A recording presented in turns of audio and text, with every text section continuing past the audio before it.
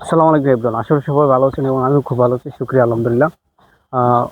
গতকাল ঠিক এমন সময় সন্ধ্যার সময় একটা বিশাল আকারের ঝড় তুফান হয়েছিল মোটামুটি। আর অনেক এলাকাতে প্রচণ্ড লেভেলের শিলাবৃষ্টি হয়েছে। আমাদের কৃষকের ভাই অনেকের ক্ষতি হয়েছে, বিশেষ করে গোবিন্দপুর, কেয়ারজোর, মিঠামইন, তারপর হচ্ছে আপনার ওইদিকে কিছু এলাকা ভয়াবহ ক্ষতি হয়েছে। তো আজকে সেম একই সময় আজকের ওয়েদারটা সেম গতকালকে অবস্থার মতো। জানি না আল্লাহ পাক রব্বুল আলামিন কী করে। তবে প্রথমত আমি আল্লাহর কাছে প্রার্থনা করব যে গতকালকের মতো যে আজকের যে এরকম শিলাবৃষ্টিটা না হোক। আর আজকের যে অবস্থা, তো সব আতঙ্কের মধ্যে দিনের এখনই একটা সময় যে দিন খুব ভয়াবহ ধারণ করে, ভয়াবহ আকার ধারণ করে। গতকালকে এই শিলাবৃষ্টিতে আমাদের কৃষকের বাইরে অনেক ক্ষতি হয়েছে।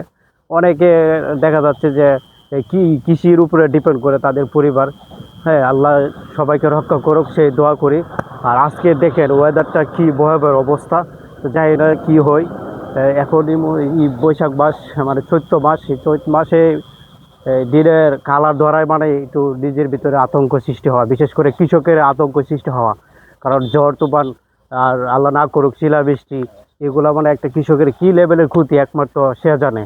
কি পরিশ্রম করে একটা কৃষকের কৃষি কাজ করে তার জমি ফসায়। আল্লাহ পাক সেই বিপদ থেকে এবং কি এরকম শিলাবৃষ্টি থেকে আমাদেরকে রক্ষা করুক। আর কৃষকের ধান জমি ভরা যে ধান হোক সেই দোয়া করি। আর বিশেষ করে আমাদের গত গতকাল শিলাবৃষ্টিটা খুবই ভয়ঙ্কর আকারে একটা শিলাবৃষ্টি হয়েছে। এটা মানে বলার বাইরে।